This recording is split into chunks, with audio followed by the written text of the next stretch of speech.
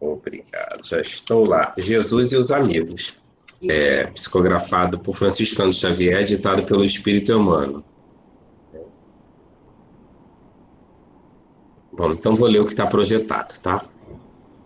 86, Jesus e os Amigos. Ninguém tem maior amor do que este, de dar alguém a vida pelos seus amigos. Jesus, João capítulo 15, versículo 13. Na localização histórica do Cristo, impressiona-nos a realidade de sua imensa afeição pela humanidade. Pelos homens, fez tudo o que era possível em renúncia e dedicação. Seus atos foram celebrados em assembleias de confraternização e de amor. A primeira manifestação de seu apostolado verificou-se na festa jubilosa de um lar. Fez companhia aos publicanos, sentiu sede da perfeita compreensão de seus discípulos, era amigo fiel dos necessitados que se socorriam de suas virtudes imortais. Através das lições evangélicas, nota-se-lhe o esforço para ser entendido em sua infinita capacidade de amar. A última ceia representa uma paisagem completa de afetividade integral. Lava os pés aos discípulos, ora pela felicidade de cada um. Entretanto, ao primeiro embate com as forças destruidoras, experimenta o Mestre o supremo abandono. Em vão, seus olhos procuram a multidão dos afeiçoados, beneficiados e seguidores. Os leprosos e cegos, curados por suas mãos, haviam desaparecido. Judas entregou-o com um beijo. Simão, que lhe gozara a convivência doméstica, negou-o 3 vezes. João e Tiago dormiram no horto. Os demais preferiram estacionar em acordos apressados com as acusações injustas. Mesmo depois da ressurreição, Tomé exigiu-lhe sinais. Quando estiveres na porta estreita, dilatando as conquistas da vida eterna, irás também só. Não aguarde teus amigos, não te compreenderiam. No entanto, não deixes de amá-los, são crianças, e toda criança teme e exige muito. É uma página muito profunda, Jesus e os Amigos. Ninguém tem maior amor do que este, de dar alguém a vida pelos seus amigos. E Jesus deu a vida pelos amigos. Tem uma passagem no Boa Nova que ele fala que ele é o amigo é aquele que ama. Né? Se o outro não me ama, mas se eu o amo, né, eu sou amigo dele. Jesus é nosso amigo porque Jesus nos ama. E aí vai falando do amor dele profundo e incondicional por todos nós, e por todos nós, claro, né, que estávamos representados naquele pequeno grupo ali, né, e eram os publicanos, ele era amigo dos necessitados, todos aqueles que eram os últimos, os rejeitados, né, ele lava o pé dos discípulos, ele ora por todos. É uma capacidade tão profunda de amar e de compreender o outro, né, e ele não desistia da amizade de cada um. Só que no momento mais difícil, no momento de prova, o que aconteceu com ele foi que aqueles que eram amigos dele o abandonaram, deixaram ele sozinho. E a gente observa isso também.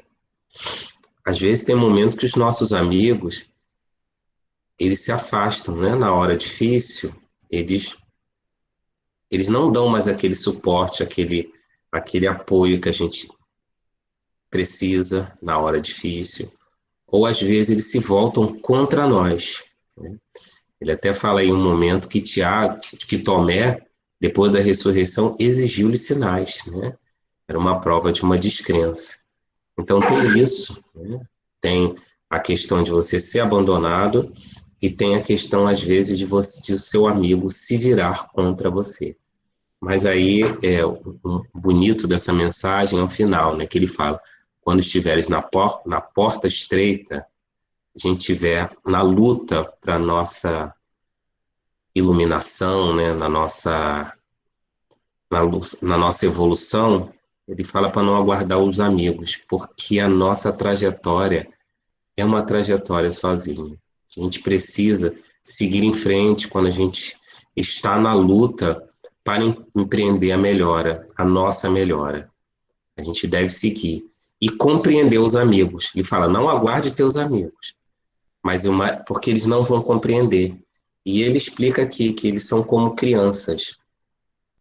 E é uma explicação aqui que o Mano diz, que eu entendo que é uma explicação até amorosa, né? Ele não diz que aqueles que te abandonaram ou que te traíram, que eles são pessoas más. Não, eles são crianças ainda, né? E toda criança teme e exige muito. Então, o comportamento daqueles que podem nos trair, né, podem nos enganar, que podem querer o nosso mal, que às vezes por algum momento passou por ser o nosso amigo, na realidade é um comportamento ainda infantil. E toda criança cresce. Então aquele ou aquela pessoa, um dia ela vai crescer. E aí vai parar de agir daquela forma. É o que eu tiro dessa mensagem muito profunda. Obrigado, Vera, pela oportunidade de ler. Obrigada a você, Jorge. Então, agora nós vamos todos pensar naquelas pessoas que nós gostaríamos de beneficiar, lembrando dos nossos companheiros que partiram já, a Lindomar, né? a Silvia, o Ney Lúcio, são companheiros nossos que partiram este ano, né, para o plano espiritual. Então, vamos envolvê-los, aqueles nomes que eu já citei, e aqueles que estão em nossa memória, em nosso coração, né? A gente tem pedido muito pelos suicidas e vamos continuar fazendo.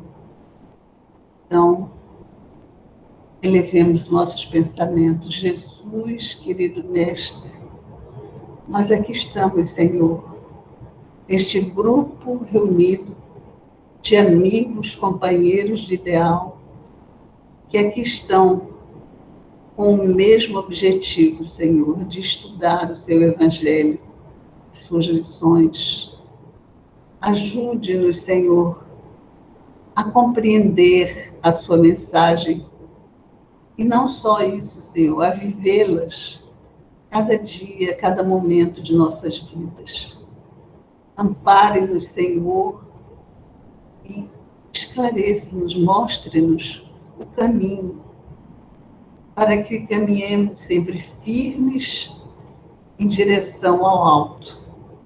Muito obrigada, Mestre querido. Nós queremos rogar do seu coração amoroso por todos aqueles nomes que estão nos nossos pensamentos. Queremos pedir, Senhor, por aqueles que vêm desistindo de viver, suicidando-se, que eles sejam amparados. Queremos pedir, Senhor Jesus, pelos enfermos, por aqueles que estão perdendo as suas vidas por causa dessa enfermidade, essa grande prova que toda a humanidade vem sofrendo. E rogo, Senhor, o seu amparo, a sua proteção para os profissionais de saúde que lutam bravamente contra essa doença. E a sua inspiração, Senhor, por aqueles pesquisadores que buscam, assim, soluções para essa grande dor. Muito obrigada, Senhor Jesus. Fique conosco, Mestre amado. Que a sua paz permaneça conosco e envolva o expositor da noite de hoje. Graças a Deus.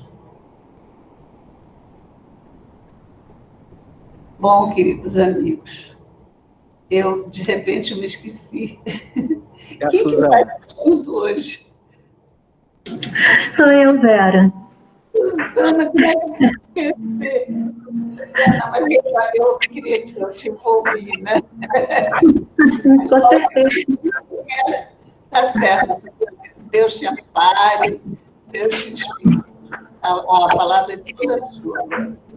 Obrigada, Vera. Boa noite a todos. Bom, é muito bom poder estar aqui com vocês para trazer um pouquinho desse estudo que a gente fez do livro Boa Nova, nesse capítulo tão bonito que é o capítulo da família de Zebedeu. E eu vou colocar aqui, eu não vou trazer texto, eu vou só falar. Então, eu vou citando ao longo da palestra as fontes de onde foram retirados o estudo, tá bom? Então, o livro que a gente está estudando aqui hoje, que a gente vai estudar, é o capítulo 4 do livro Boa Nova, que é esse livro aqui, não sei se vocês estão vendo, é pelo Espírito Humberto de Campos. Eu trabalhei com a 37ª edição, a editora FEB, de junho de 2017, tá? E esse capítulo, ele nos fala, primeiramente, da convocação de Tiago e João, filhos de Zebedeu, para o apostolado. É um capítulo muito bonito e que não fala só do momento em que eles foram convocados, mas fala também de vários alertas que Jesus deu para as dificuldades inerentes a essa tarefa do apostolado, né, de implantação do reino de Deus nos corações humanos. Nos fala o que Jesus espera dos discípulos. Então, é um capítulo muito, muito rico de ensinamentos e eu vou tentar passar o que eu consegui aprender para vocês, tá? E o capítulo começa, então, com a convocação de Tiago e João, que são irmãos. Tiago e João, filhos de Zebedeu e Salomé, estavam pescando às margens do rio Tiberíades, quando o mestre se aproximou, dizendo: Filhos de Zebedeu, disse bondoso, desejais participar das alegrias da Boa Nova? No livro consta que Tiago e João, que já conheciam as pregações do Batista e que o tinham ouvido na véspera, tomados de emoção, se lançaram para ele, transbordantes de alegria. Mestre, mestre, exclamavam felizes.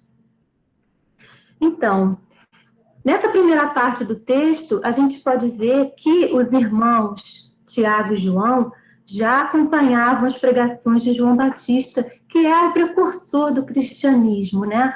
Aquele que veio ensinar a verdade, a importância da pessoa ser verdadeira, a importância dela lutar contra as suas imperfeições. Eu até peguei aqui um trechinho, deixa eu ver se eu consigo voltar nele.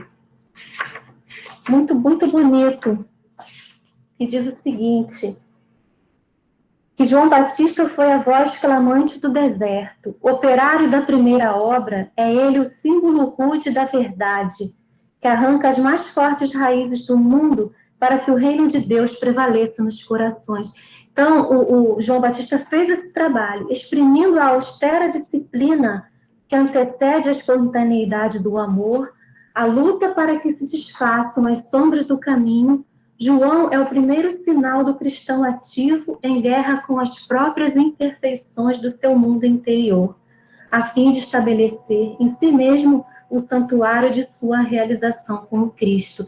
Então, aqui, os irmãos, eles já participavam dessas pregações do Batista, né? E eles haviam assistido a uma pregação também anterior de Jesus, ali naquele mesmo local. E assim, a gente vê no texto que Tiago e João logo se viram tocados pelo amor que radiava do Cristo, a inspirar-lhes ao esforço pela implantação do Evangelho na Terra. Eu fiquei impressionada, né? Os dois irmãos, de imediato, reconhecendo Jesus como mestre e alegremente aceitando essa tarefa bendita. Porque a gente acaba se comparando com a gente, né? Mas a gente sabe também que aquela escolha de Jesus não foi aleatória, não foi ao acaso, né? E que não obstante Tiago e João fossem jovens, a gente sabe que a idade da física não corresponde à idade do espírito, né? E que com certeza eles já vinham sendo preparados, né? Por longos anos, por Jesus mesmo, para que chegasse esse momento e eles pudessem realizar essa tarefa, com muita alegria nos corações, né? E aí, eu fico pensando também na gente, né, em nós. Tiago e João logo ficaram tocados pelo amor que irradiava do Cristo. Eles foram chamados pelo Cristo, prontamente reconheceram Jesus como mestre, como Messias, e alegremente aceitaram a tarefa. Nós também somos chamados para as nossas tarefas, né? Eu fico assim imaginando como a cena bonita, né, de Jesus se aproximando dos irmãos e os convocando. Eu fico tentando imaginar os dois irmãos ali. Mas, de fato, Jesus também vem a nós e nos chama para muitas tarefas, né? As quais a gente também já vem se preparando, né? Não é aleatório, as nossas tarefas não são escolhidas aleatoriamente. Nós viemos também já nos preparando ao longo da vida, né? Nos preparando antes da nossa encarnação. Não é à toa que somos espíritas, né? E quando a gente vem para receber as nossas tarefas aqui na Terra, a gente vai, com todo esse estudo que a gente faz, a gente vai relembrando a nossa preparação antes da nossa reencarnação, né? Tudo aquilo que a gente estudou no mundo espiritual, a gente vê que existe muita preparação para trabalhos na casa espírita, para trabalhos no lar, disciplina dos sentimentos, a maternidade, profissões, várias preparações que se fazem para quando a pessoa chegar aqui, ser chamada para Jesus para a tarefa e poder exercê-la bem, né? Lembro também daquela mãe, né, acho que a Narcisa, se preparando com o trabalho para criar condições dela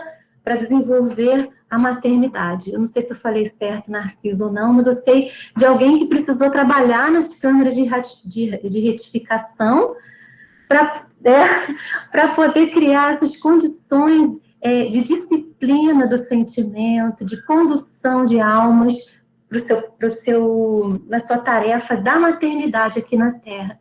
Então, eu fico pensando, assim como Tiago e João foram chamados, todos nós também somos. E a gente fica pensando, a gente aceita alegremente, a gente reconhece que é Jesus que está nos chamando para as tarefas da nossa vida, né? Como é que a gente age diante dessas oportunidades que temos de trabalhar com o Cristo, né? Temos tarefas no lar, temos tarefas na sociedade, né? Temos tarefas na nossa casa espírita, e Deus vai colocando na nossa vida as pessoas para que a gente possa ajudar, e também nós somos ajudados por todas aquelas pessoas que chegam no nosso caminho. Em geral, muitas dessas pessoas que chegam para que a gente desenvolva uma tarefa são pessoas a quem devemos amor, e que Jesus, com seu coração bondoso, nos dá a oportunidade, na encarnação, de estar novamente com essa pessoa para, dessa vez, construir uma relação de amor, uma relação de aprendizado, né? Tiago e João aceitaram a tarefa sem vacilar, com alegria. Eu, assim, entendo que isso é um exemplo para a gente, né, de aceitar essas tarefas. Muitas vezes as tarefas vêm como provas, vêm como dificuldades, tarefas árduas, né, mas que, enquanto elas estão sendo desenvolvidas, vão nos trazendo uma paz de espírito, porque a gente sabe dentro de nós que aquela é uma tarefa a ser desenvolvida. Então, o trabalho muitas vezes pode ser árduo, a gente pode achar muitas vezes que é grande demais para as nossas forças, mas não é. São todas tarefas que nos chegam vindas por Jesus. Então, aquela pessoa que chega para a gente ajudar, para a gente orientar, veio através de Jesus. Aquela criança, aquela pessoa idosa, aquela pessoa da rua, do nosso trabalho, a pessoa que trabalha conosco, o nosso chefe, o nosso patrão. São todas pessoas que Jesus traz para a gente no nosso pequeno círculo que representa a nossa pequena humanidade, ali uma pequena parcela da humanidade, para que a gente também realize esse trabalho do evangelho no coração dessas pessoas. Pode ser um trabalho árduo, porque, como falou a página inicial, nem sempre as pessoas compreendem, nem sempre as pessoas vão reconhecer, né? Mas o nosso amor por essas pessoas precisa entender que cada um tem a sua capacidade, cada um tem o seu momento de compreensão e aprendizado. E nós temos apenas que realizar essa tarefa junto àquelas pessoas que estão conosco, né? Realizando essas tarefas, vamos conquistar uma paz de espírito. E mais adiante, vamos ver o fruto desse trabalho. Como é bom a gente ver, por exemplo, uma situação em que havia ódios, havia vingança, e com o tempo isso foi se transformando em amor, através do perdão. Isso não é de uma hora para outra, isso é um trabalho de dedicação, é um trabalho de esforço. E quando a gente olha lá para trás e vê quanta coisa boa foi feita, quanto trabalho ali foi surtindo, a gente fica com uma alegria no nosso coração. Então, quando a gente estiver com uma tarefa árdua, é bom que a gente lembre de Tiago e lembre de João, que aceitaram com alegria. Nós também precisamos aceitar as nossas tarefas com alegria, sem reclamações. Eu falo por mim, tá, gente? Vendo que toda a tarefa que nos chega é trazida por Deus, que sabe qual é o local onde eu vou atuar, onde eu vou agir, com quem eu vou estar, com a minha pequena parcela de humanidade, que são aquelas pessoas que dividem a vida comigo, que estão no meu círculo de relação, né? Agora eu vou ler para vocês um outro trecho desse capítulo. Como se fossem irmãos bem-amados, que se encontrassem depois de longa ausência, tocados pela força do amor que se irradiava do Cristo, fonte inspiradora das mais profundas dedicações, falaram largamente da aventura de sua união perene no futuro, das esperanças com que deveriam avançar para o porvir, proclamando as belezas do esforço pelo Evangelho do Reino. Nesse trecho podemos ver a identificação dos irmãos com o Cristo, tocados pela força de seu amor. Imagina, a força do amor do Cristo é o que nos toca. É essa força que é a fonte inspiradora que ele fala aqui, das mais profundas dedicações. Então, quando a gente precisa se dedicar profundamente a essa tarefa de Jesus, a gente vai buscar inspiração em Jesus. Jesus é o nosso modelo, Jesus é o nosso guia, e é Ele que vai nos trazer toda a inspiração necessária para que a gente possa desenvolver essa tarefa com profundidade, com consciência, com compromisso, né? Tudo aquilo que surgir na nossa vida, a gente pode perguntar como Jesus nos ensinou a agir. Porque Jesus nos ensinou a agir em todas as circunstâncias da nossa vida. Basta que a gente estude o Evangelho.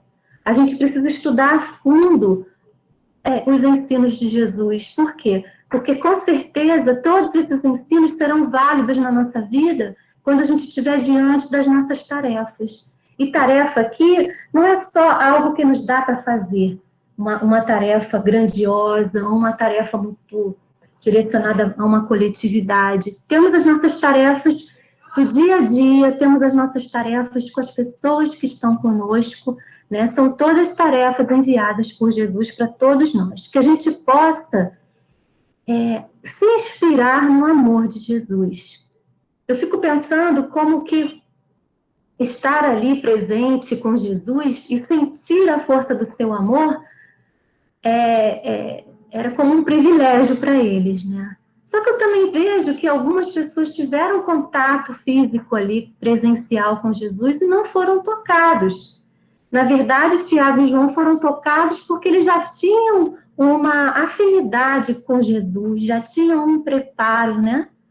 E isso também, o fato de Jesus não estar presente hoje com a gente, não nos impede de sentir o seu amor.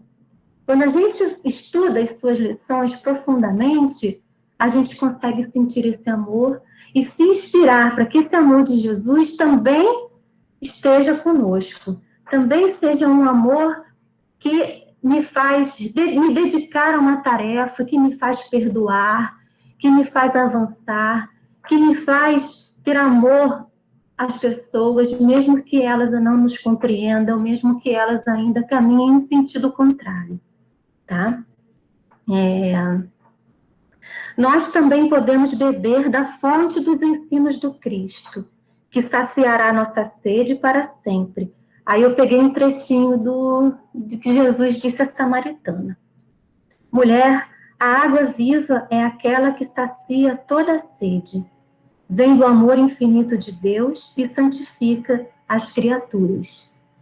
A mulher quis beber daquela água, ao que Jesus lhe explicou o que se fazia necessário para que a sagrada emoção do amor divino lhe iluminasse a alma. Não basta ouvir, não basta ler. É necessário que a gente ilumine a nossa alma para compreender as lições de Jesus, né? Precisamos que essas lições toquem o nosso coração, toquem a nossa essência, toquem os nossos sentimentos, né? E Jesus diz que a iluminação da alma requer sacrifícios, né? E é isso que Jesus nos alerta sempre, nos alertou constantemente. Bom,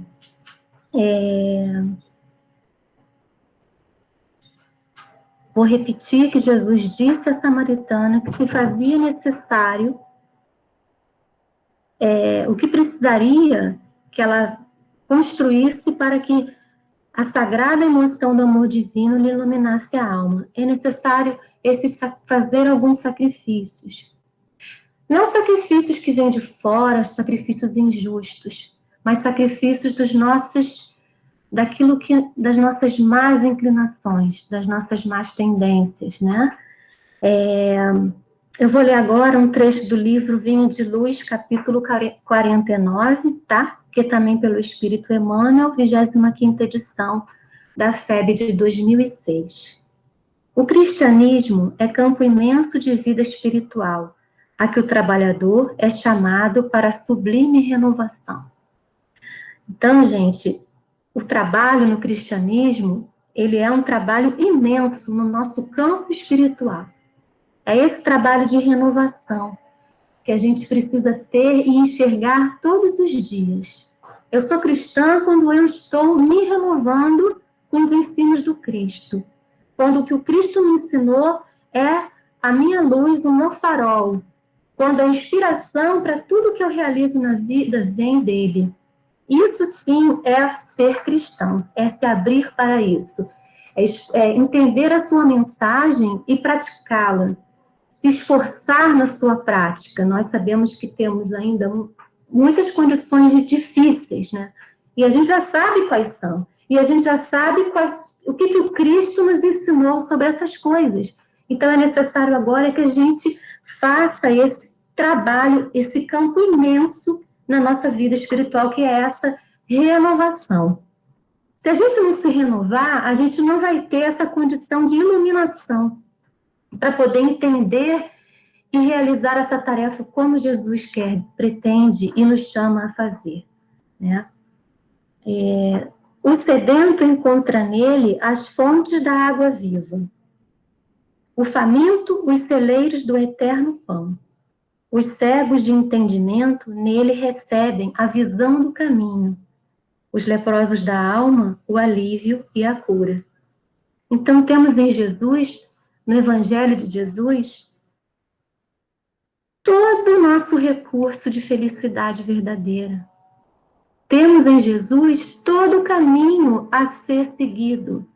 Temos em Jesus toda a inspiração para agirmos em nossas vidas, né? Ali está a água que vai tirar a nossa sede, sede de amor, sede de conhecimento, né? Sede de perdão, É ali que está o pão que vai nos alimentar, esse pão vivo, que quando a gente estuda o Evangelho e quando aquilo toca o nosso coração, a gente se sente alimentado.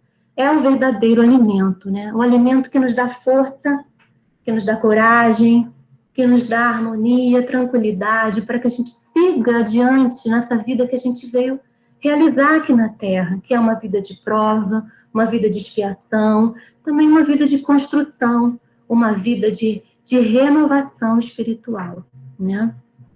E ele fala aqui, rapidinho. Somos leprosos da alma, né? Temos muitas chagas, muitos erros do passado, do presente, ainda para consertar dentro de nós, né?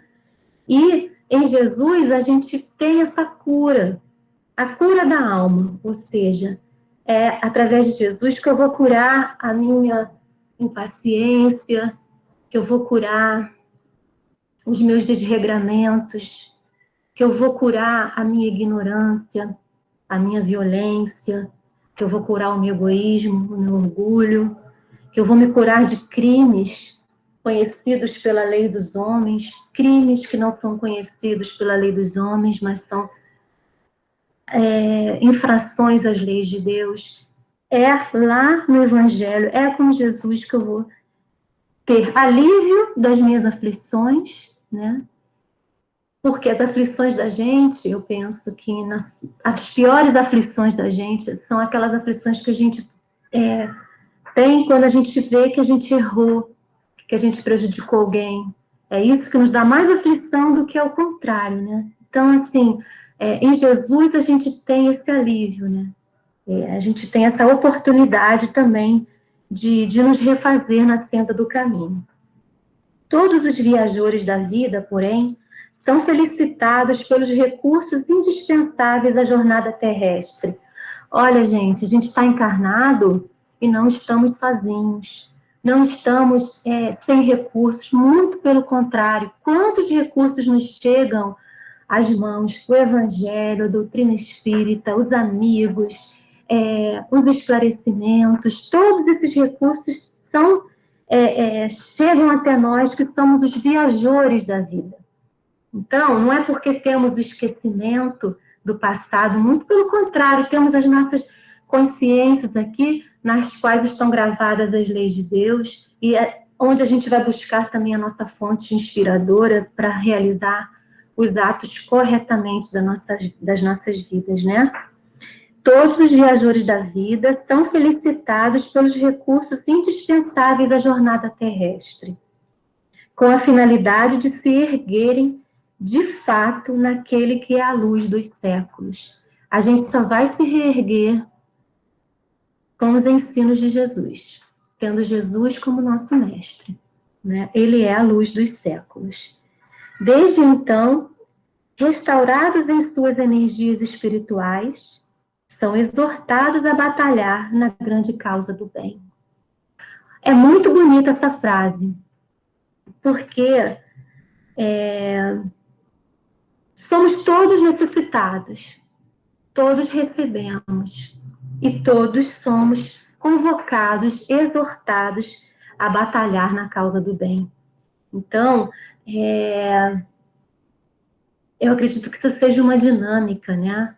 A gente recebe e a gente recebe condições para se renovar, para se reerguer, e a gente vai participar também desse trabalho de reerguimento daquele irmão que está próximo a nós, né? Então, assim, se eu recebo, por que eu não vou ficar feliz em também colaborar? Assim como os irmãos prontamente aceitaram as suas tarefas. Eu recebi. Quantos tiveram que trabalhar, se esforçar para que eu recebesse? Então, é a minha hora também de fazer a minha parte, de dar o meu testemunho, de colaborar com Jesus nesse grande trabalho de implantação do reino de Deus aqui na Terra. Todos nós podemos. Não existe, está lá no Evangelho, não existe ninguém que não possa fazer o bem. Todos temos circunstâncias e oportunidades de fazer o bem, né? E isso é muito bom, porque à medida que a gente vai praticando o bem, a gente vai tirando de nós o egoísmo, o orgulho, que estão ainda muito presentes, mas que só a caridade, o trabalho, pode nos arrancar essas ervas, né, de nós. Então, ninguém se engane, pois, na oficina generosa e ativa da fé. A fé é uma oficina, oficina é trabalho, é atividade, né? Ela é generosa, ela é ativa. A gente não pode dizer que tem fé parado. A fé faz com que a gente se renove sempre. A fé faz com que a gente tenha que estar sempre estudando, sempre trabalhando, sempre fazendo exame de consciência, vendo aquilo que a gente precisa melhorar. É um trabalho constante, né? Ela é uma oficina generosa e ativa. Porque se fosse inativa, não seria generosa. Para que a oficina seja generosa, é necessário que a gente vá em frente, que a gente estude, que a gente trabalhe, que a gente realize as coisas para o bem, né? Tudo isso que eu estou lendo ainda está lá no Vinha de Luz, tá? Desculpa não colocar, mas é porque eu não tenho não saberia como fazer tantas coisas ao mesmo tempo. Mas, no serviço cristão, lembre-se cada aprendiz de que não foi chamado a repousar. Às vezes eu me pego querendo descansar, me pego revoltada porque tem muitas coisas para fazer, me pego chateada. Que bom que a gente tem muita coisa para fazer, desde cedinho até de noite, porque quando a gente está envolvido no trabalho, a nossa mente está vinculada aos bons espíritos, né? E quando a gente está na ociosidade, a gente está com o nosso pensamento talvez entregue a maus pensamentos, as más inspirações, né? Ele fala que a peleja é árdua e a demonstração do esforço individual é imperativo divino. Então, gente, não é fácil. Peleja é a luta. E essa luta é com a gente mesmo, né? Esse esforço individual que tem que ser feito. De reconhecer aonde a gente falha, de lutar para isso, por mais que isso seja difícil para a gente, de aceitar as tarefas que Jesus nos traz, que pode ser numa pessoa difícil com quem a gente lide, que pode ser numa tarefa difícil de ser realizada, que a gente possa estar com o nosso coração aberto para se dedicar a todas essas tarefas que chegam até nós, né?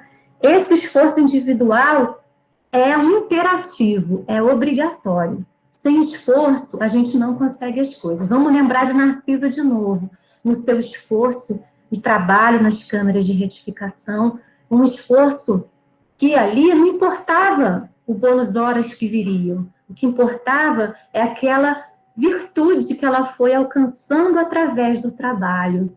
E é isso que aconteceu com ela, também acontece com a gente. Numa dificuldade, num trabalho laborioso e árduo, quantas coisas a gente conquista dentro de nós, coisas boas, virtudes, né, de paciência, virtudes de superação, virtudes de amor, né?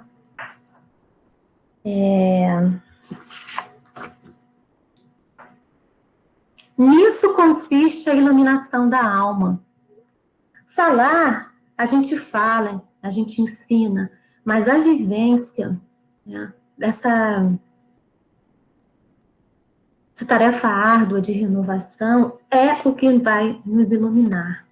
E é com essa iluminação da alma que a gente vai entender o amor do Cristo, vai se alimentar desse amor do Cristo e vai se fortalecer para a nossa jornada aqui na Terra e por todo sempre, né? E isso modifica o nosso mundo íntimo. Quando a gente se toca pelo amor de Jesus, a nossa capacidade de perdão aumenta. A nossa capacidade de disposição de ajudar o nosso próximo aumenta muito mais. O nosso amor aumenta. A gente deixa de ter aquele amor mesquinho que quer o reconhecimento, né, como fala da página, mas não vai ter, que quer a contraprestação na mesma medida, e a gente passa a amar com o amor do Cristo, que não é o amor da recompensa, é o amor pelo nosso próximo. É o amor que está no ato de ajudá-lo, de compreendê-lo, de alavancá-lo, de iluminá-lo a essa pessoa, né? Não se equivoquem, pois, os que buscam o mestre dos mestres. Receberão certamente a esperada iluminação, o consolo edificante e o ensinamento eficaz. Mas penetrarão a linha de batalha em que lhes constitui obrigação o combate permanente pela vitória do amor e da verdade na terra, através de ásperos testemunhos, porque todos nós, encarnados e desencarnados, oscilantes ainda entre a animalidade e a espiritualidade, entre o vale do homem e a culminância do Cristo, estamos constrangidos a batalhar até o definitivo triunfo sobre nós mesmos pela posse da vida imortal. Então, está lá nessa mesma lição que eu estava lendo anteriormente do livro Vinha de Luz. A gente recebe o ensinamento, a gente recebe a iluminação, né? A gente recebe o consolo, mas chega a hora da batalha conosco mesmo, pelos ásperos testemunhos, né? De ir ao nosso próximo. Todos nós, encarnados e desencarnados, somos ainda oscilantes, ele diz aqui, entre a animalidade e a espiritualidade. Então, é importante que a gente verifique o que faz de nós pessoas voltadas para a animalidade, né? Eu preciso trabalhar esses sentimentos da animalidade, para que em mim surja a espiritualidade, né? Entre o vale do homem e a culminância do Cristo, tem um longo caminho a ser seguido. Eu preciso percorrer esse caminho e começar desde já, porque há tantos séculos que a gente vem errando, que a gente vem adiando, que a gente vem iniciando com ânimo e depois desanimando, né? E a gente está de volta na Terra, a gente está de volta nas oportunidades que Deus nos dá. É importante que a gente caminhe em direção ao Cristo, né? Precisamos fazer essa batalha, como ele fala aqui, pelo triunfo definitivo sobre nós mesmos. Nós mesmos o quê? Nossos interesses inferiores, mesquinhos. A gente precisa triunfar disso e alcançar o amor do Cristo, né? Isso é uma convocação que Jesus faz para todos nós. E graças a Deus ele faz isso através das tarefas que nos chegam até as nossas vidas. Cada um tem a sua característica, seu talento, né? A sua oportunidade de fazer o bem. E é com ela que a gente vai deixar a animalidade para buscar a espiritualidade, né? E alcançar esse triunfo. Eu estava dando uma lida lá no Evangelho, no Livro dos Espíritos, na questão 909, né? Que diz o seguinte: poderia sempre o homem, pelos seus esforços, vencer as suas más inclinações? Porque ele fala aqui nesse texto que a gente é oscilante, né? Entre a animalidade e a espiritualidade. E Kardec fez essa pergunta aos espíritos, né? Se a gente se esforçar, a gente vence as más inclinações? E os espíritos nos dizem sim, e frequentemente fazendo esforços muito insignificantes. O que lhe falta é a vontade. Quão poucos dentre vós fazem esforços. Então, a gente, às vezes, a gente fica querendo uma situação fácil. Não existe. É necessário que se faça o esforço na educação de um filho, esforço na educação do pai, da mãe. Às vezes acontece isso, né? É o esforço na dedicação do trabalho, o esforço em todas as situações da vida, né? Para que a gente dome essas más inclinações. Porque se a gente não fizer esse esforço, nós vamos ainda ficar oscilando entre a animalidade e a espiritualidade. Tá? Então, quando eu me apego demasiadamente à matéria, Quando eu sou demasiadamente vinculada ao poder, ou demasiadamente vaidoso, orgulhoso, eu estou no nível da animalidade.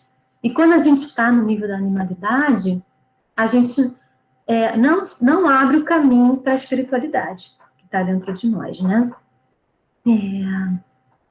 Também consultei o Livro dos Espíritos, né, sobre o interesse pessoal, né, que ele fala assim, Kardec pergunta, qual a mais meritória de todas as virtudes? Porque a gente está lá na nossa animalidade, mas existe uma virtude que é a mais meritória. Vamos ver se a gente consegue realizá-la, né? E os Espíritos nos dizem, está lá no Livro dos Espíritos de Kardec, né, tradução do Guilherme Ribeiro, toda virtude tem seu mérito próprio, porque todas indicam progresso na senda do bem. Olha que bonito, né? Jesus reconhece todo o progresso que a gente faz. E toda virtude que a gente alcança é nosso mérito, né? E elas indicam o progresso que a gente já fez. Então, a gente pode também ver coisas que a gente já melhorou. Há sempre virtude, há virtude sempre que há resistência voluntária ao arrastamento dos maus pendores. Então, gente, resistir aos maus pendores é uma virtude. É aquele esforço sincero em realizar os preceitos de Jesus, o que a gente já sabe, o que já chegou a nós em nível muito profundo de esclarecimento ao longo da nossa vida. Quando a gente tem essa resistência voluntária, olha, não é a vida que trouxe essa resistência. Nós estamos fazendo voluntariamente essa resistência desses mais pendores. É já uma virtude, né? A sublimidade da virtude, porém, ou seja, aquela virtude mais sublime, está no sacrifício do interesse pessoal. Pelo bem do próximo, sem pensamento oculto. Porque muitas vezes, sim, já caminhamos, estamos à frente, já evoluímos em alguns aspectos, nos esforçamos, mas quando vem alguma coisa que afeta o nosso interesse pessoal, a gente para. Mas, se a gente sacrifica esse interesse pessoal pelo bem do próximo, sem pensamento oculto. Então, deixar de pensar na gente, pensar primeiro no nosso próximo. Eu não queria fazer isso agora, mas ele precisa, então eu vou fazer. Eu fiquei chateada, mas eu vou perdoá-lo. Isso tudo é sacrifício do interesse pessoal pelo bem do próximo. Eu tenho aqui uma quantia comigo, mas eu vou repartir com o meu irmão que está precisando. Isso é um sacrifício pessoal pelo bem do próximo que eu consigo enxergar. Desejar o bem de todos, até daquelas pessoas que nos fizeram mal, é um sacrifício pessoal pelo próximo. Ele tem que ser oculto. Não dar a mão direita à esquerda, que deu a mão direita, né? A gente precisa fazer as coisas por amor, não pensando no que vem depois. Isso é a virtude, o bem do próximo, sem pensamento oculto. A mais meritória é que assenta na mais desinteressada caridade. É aquela caridade que a gente faz para Deus ver, que a gente faz escondido, não porque é feio, mas porque a gente não precisa mostrar para ninguém. A gente não precisa humilhar ninguém com as nossas virtudes. A gente pode, com essa virtude, ajudar alguém. Essa é a verdadeira e desinteressada caridade. E é essa desinteressada caridade que faz com que a gente renuncie aos interesses pessoais que nos iluminam. Então, como é que eu vou me iluminar? Eu vou me iluminar quando eu amar. Eu vou me iluminar quando eu amar alguém mais do que os meus próprios interesses pessoais. Quando eu me dedicar a esse alguém, compreendendo, quando eu levar o ensinamento, ainda que a pessoa não me entenda, quando eu repartir meu pedaço de pão com alguém, quando eu repartir o meu conhecimento com alguém. Isso tudo são formas que a gente tem de iluminação interior. Tá? E quando a gente se ilumina, a gente inspira a nossa vida e a gente começa a agir de uma forma diferente. A gente começa a ficar com mais tranquilidade, com mais paz no nosso coração. E isso se transmite a todas as pessoas com quem a gente convive. Estou falando uma coisa que é comum, né? Que todo mundo sabe, mas é sempre bom que a gente lembre que quando a gente tem isso dentro de nós, a gente faz o nosso mundo ser melhor. Nosso mundo íntimo e o mundo onde a gente vive. Né? E Jesus espera isso de nós.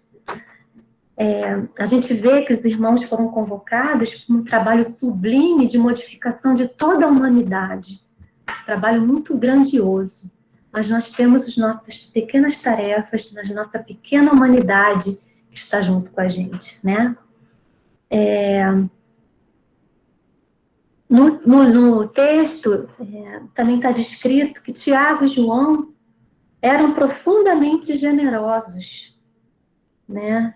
Tinham carinhosas e simples, ardentes e sinceras as almas. Eu fiquei pensando, o que é uma alma carinhosa? Pensei assim, que a alma carinhosa, ela não tolera o erro, mas ela não esmaga aquele que o comete. Ela traz a orientação, ela traz a nova oportunidade, né? É uma alma carinhosa, não é uma alma que não vai lutar contra o erro e contra o mal, mas ela vai lutar com amor. Ela vai lutar com dedicação, né? Por aquela pessoa que está no erro. Para mim foi assim, não sei, tem outras formas de ver também. Uma alma ardente é uma alma viva, uma alma disposta, uma alma entusiasta, que recebe as tarefas com alegria, como os irmãos receberam, que veem a oportunidade do trabalho em todos os campos. É aquela alma que busca sempre melhorar, que busca sempre conhecer e estudar mais, que vai aonde existe a oportunidade de trabalho. É aquela alma que se doa, é aquela alma que não reclama, é aquela alma que a gente reconhece às vezes numa pessoa, né? Às vezes tem pessoas na nossa vida que nos trazem essa inspiração, né? E uma alma sincera é uma alma verdadeira. Não existe superficialidade, não existe aparências, aquela alma é verdadeira. Ela vive o que ela fala. Ela pode não ser perfeita, tá, gente? Mas ela é verdadeira. Ela está verdadeiramente interessada na sua renovação e na renovação daquelas pessoas com quem ela convive. E também fala que as almas dos irmãos eram as almas simples. E aí eu fui lá no Evangelho ver o que os Espíritos nos falam sobre a humildade. Está lá no Evangelho segundo o Espiritismo. A humildade é virtude muito esquecida entre vós. Bem pouco seguidos são os exemplos que dela se vos têm dado. Então, assim, muitas pessoas já nos trouxeram exemplos de humildade. Jesus foi um grande e maior exemplo de humildade que já teve aqui na Terra. Sabemos que Jesus, Espírito perfeito, responsável pela formação do planeta, veio justamente nos mostrar a simplicidade, que importante é viver com simplicidade. Em todos os momentos da sua vida, desde o nascimento, naquela situação simples, aos trabalhos na carpintaria com o pai, no acolhimento a todas as pessoas. Tudo isso revela a humildade de Jesus, esse ensinamento vivido por Jesus. Quando a gente julga o outro, nos achando melhor que ele, não existe humildade. Jesus já nos mostrou que necessitamos acolher a todos, né? Ajudar a todos aqueles que chegam até nós. Né? Isso é uma virtude vivida por Jesus. Ele fala o seguinte: sem humildade podeis ser caridosos com o vosso próximo? Oh, não, pois que este sentimento nivela os homens, dizendo-lhes que todos são irmãos, que devem auxiliar mutuamente e os induz ao bem. Olha, gente, quando a gente tem esse sentimento de humildade, a gente se vê como irmão. a gente ajuda o nosso irmão, porque a gente não coloca dificuldade, não coloca preconceitos, não coloca barreiras. A gente simplesmente sabe que o nosso próximo é como a gente. Somos todos iguais, criados da mesma forma, filhos do mesmo Deus, irmãos em evolução na senda do bem. Então, é esse sentimento de humildade que nos nivela.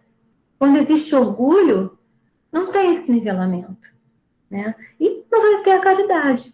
Se tiver a caridade, vai ser aquela caridade que não é caridade, que é feita com orgulho, feita para alimentar o seu ego. Não é isso, né? É essa humildade que faz com que a gente se auxilie mutuamente.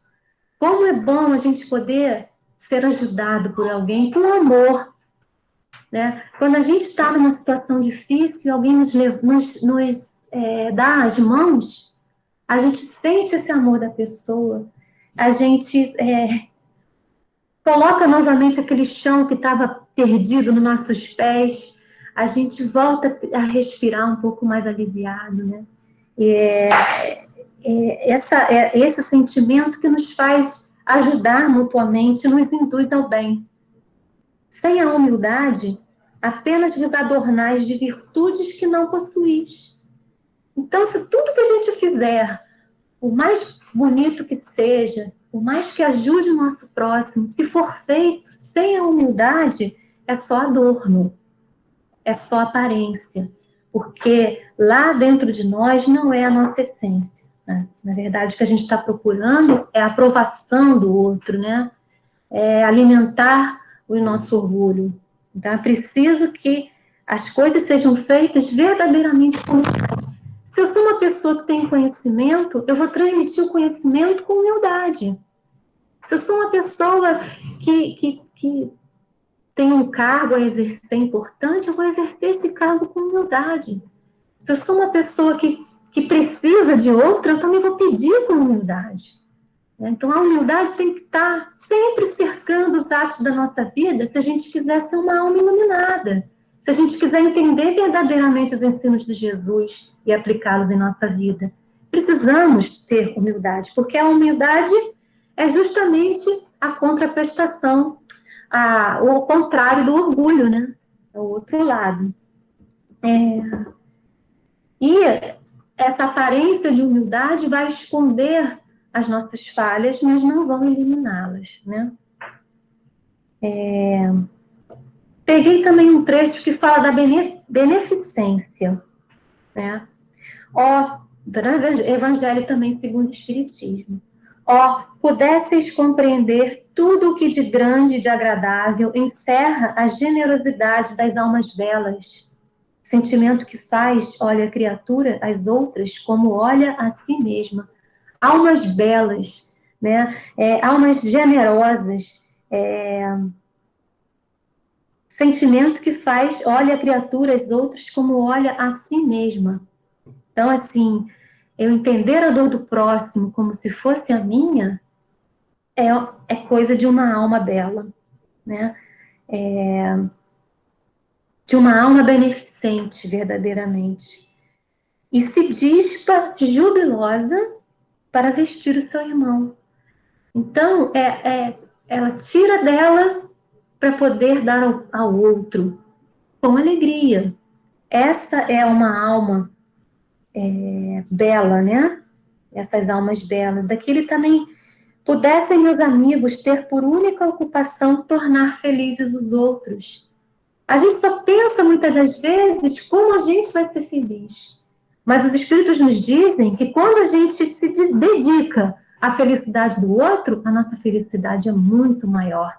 Ele fala no Evangelho, não tem festa, não tem alegria que substitua a alegria das almas generosas, das almas que se dedicam ao outro como a si mesmos, das almas que se dispam com alegria para vestir. Como se fala que se dispa, não é só de roupa, né? Não é só de coisas materiais, é que a gente dê aquelas coisas que estão dentro de nós, aquilo que a gente aprendeu, nosso amor, nosso afeto, a nossa compreensão, né?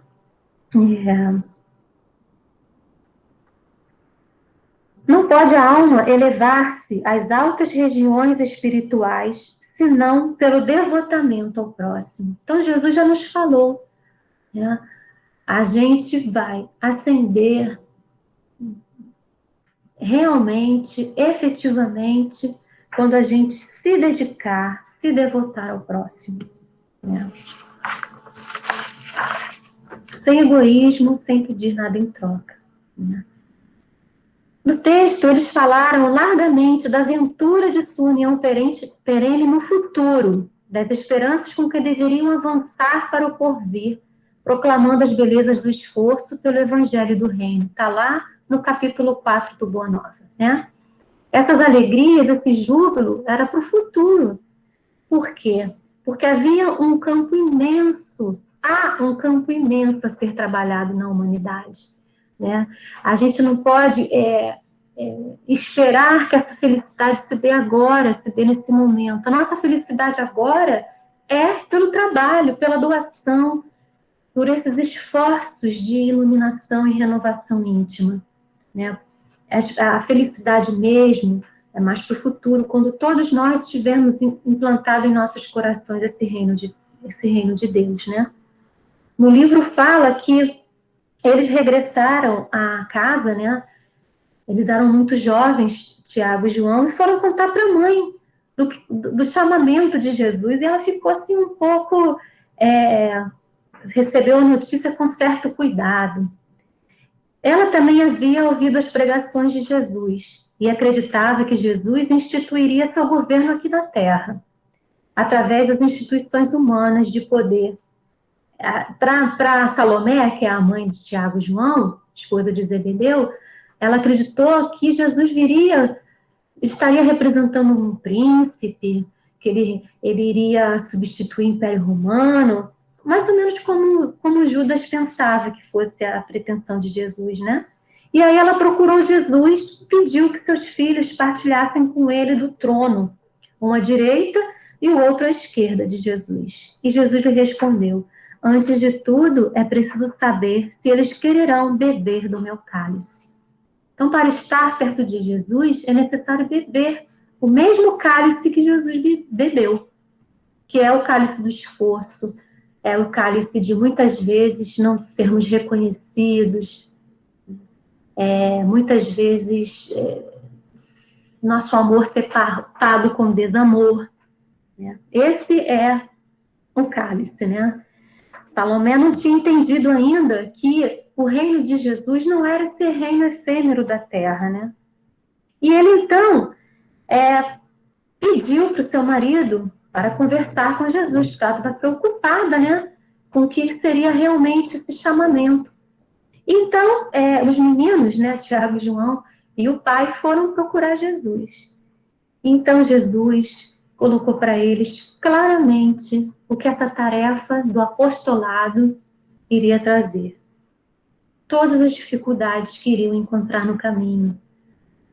Porque é muito simples, gente. Para trazer uma mensagem de amor, de perdão, num ambiente de violência, num ambiente de orgulho, não é fácil, as pessoas não compreendem. E quem ainda quer viver nesse orgulho, nesse poder, nessa violência, vai lutar contra esse bem trazido, contra essa nova ideia trazida. Não vai deixar fácil, não vai aceitar de primeira e ainda vai lutar. E a gente lembra dos mártires, né? Eles achavam que, ameaçando a vida dos mártires, dos primeiros cristãos, a mensagem do Cristo seria esquecida.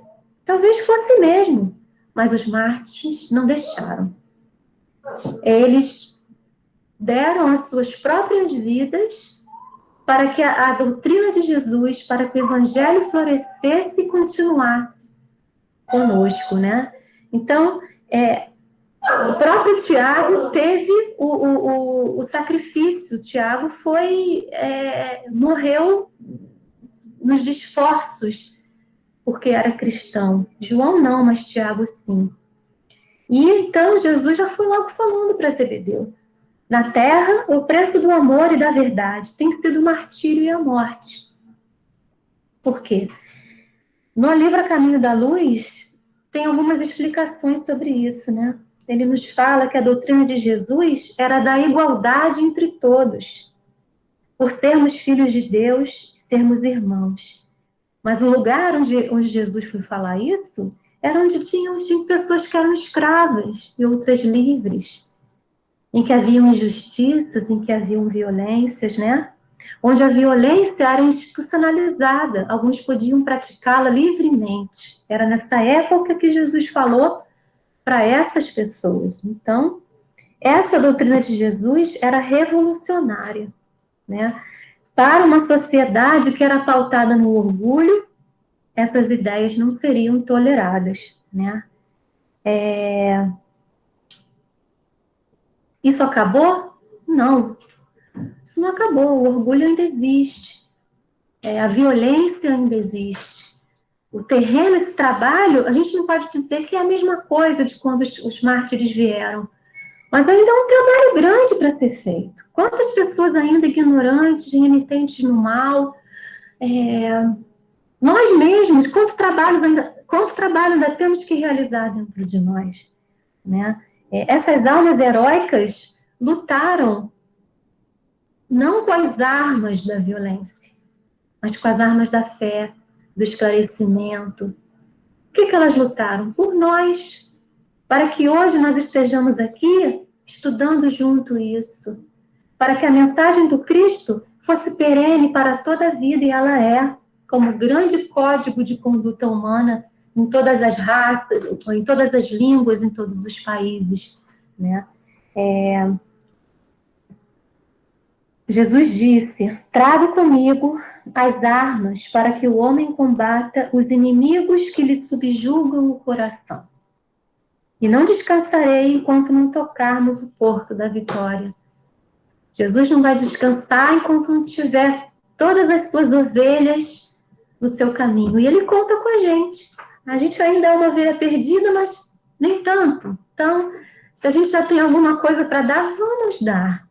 Né? Não falou lá na frente que a gente é agraciado com tudo que a doutrina nos dá, mas chega a nossa hora também de entrar nesse combate, né? Nesse trabalho de Jesus, né? Eis porque meu cálice agora tem de transbordar de fel. Jesus dizia para Zebedeu, né? O cálice transborda de fel. Muito trabalho a realizar e uma reação difícil das pessoas. São os esforços ingentes, são grandes esforços que a obra reclama. A obra de implantação do reino de Deus não é uma obra simples nem fácil, porque ela é para sempre. Depois de implantada, vai trazer para a gente toda a felicidade esperada. Mas para isso a gente precisa... Não tem como ter esse reino de Deus e o mal ao mesmo tempo, como ainda temos na Terra, um pouco do bem e um pouco do mal.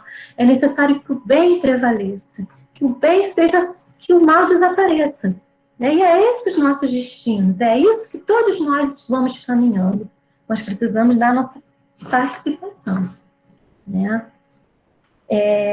Jesus luta contra os inimigos que subjugam o nosso coração. São esses que a gente já conhece, né?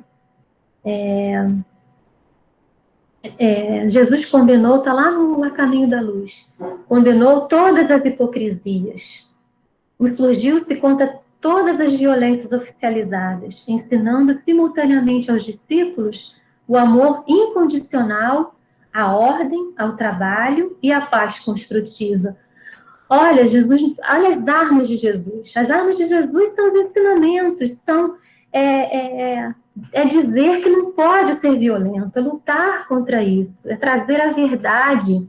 As pessoas não iam aceitar, as pessoas iam se insurgir contra isso, mas Jesus falou. E recebeu o quê? A cruz. Todos aqueles cristãos que o seguiram receberam a cruz, né?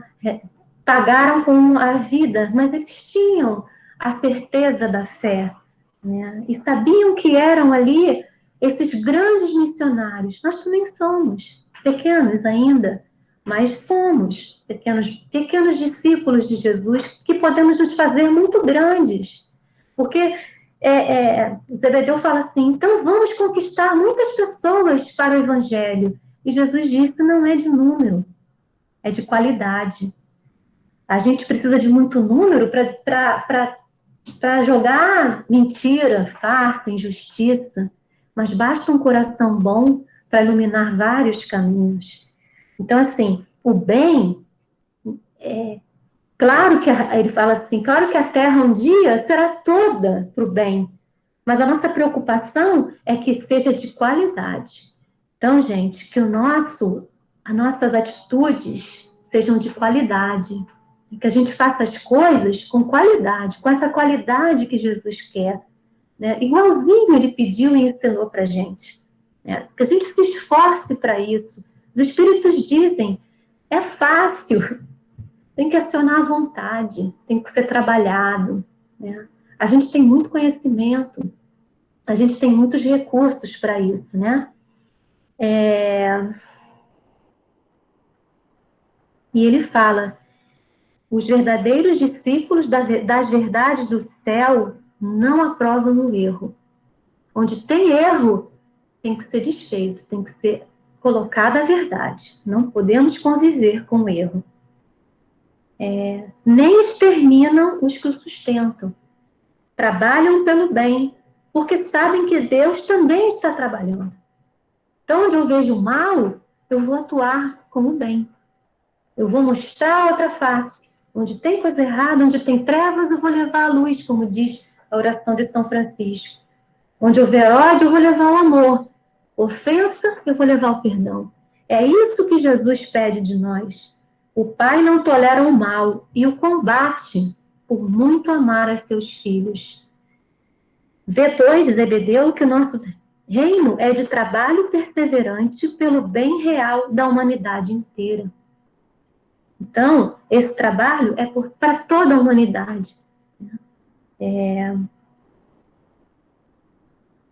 Aqui também, no Vinha de Luz, um outro capítulo, nos é esclarecido que, apesar desse trabalho ser árduo, ele é muito bom, ele nos faz bem, ele muda a nossa vida, né? E somos amparados pelo Cristo, somos amparados pelos bons espíritos, muito diferente de quando a gente não quer fazer o trabalho.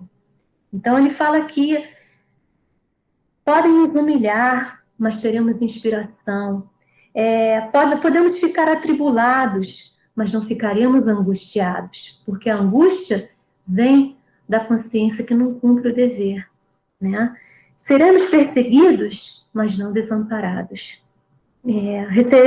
Receberemos golpes e decepções, mas nunca nos será negada a esperança e o reconforto, né? E várias coisas aqui que eles vão colocando, né? Muitas vezes participariam dos últimos lugares entre as criaturas terrestres, para serem dos primeiros na cooperação com o divino trabalhador. E assim ele vai falando, né?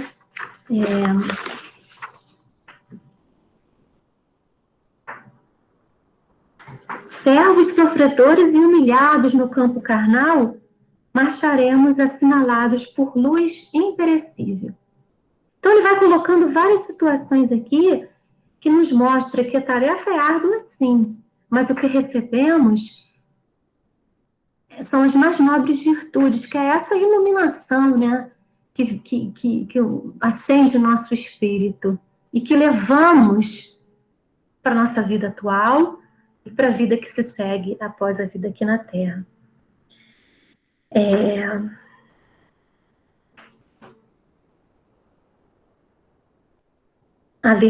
Jesus disse a Zebedeu, agora eu vou terminar, tá, gente? A verdade e o bem precisam imperar em nós, né? Não, isso sou eu que escrevi. A obra do mundo pertence a Deus, compreendendo que a sua sabedoria nos convoca para completá-la. edificando o seu reino de venturas sem fim no íntimo dos corações. Então, a gente faz parte dessa obra grandiosa de Deus. Somos parcelas dela, né? E a gente a completa. E é muito bonito aqui no final, porque Zebedeu até então não conhecia a bondade e o amor de Deus. Ele conhecia as leis, temia a Deus, mas Jesus veio lhe mostrar que Deus é um pai carinhoso, amigo dos seus filhos, que acolhe os velhos, os humildes e os derrotados da sorte, com uma expressão de bondade sempre nova. Então, a partir daquele momento, com Jesus, ele entendeu o amor de Deus.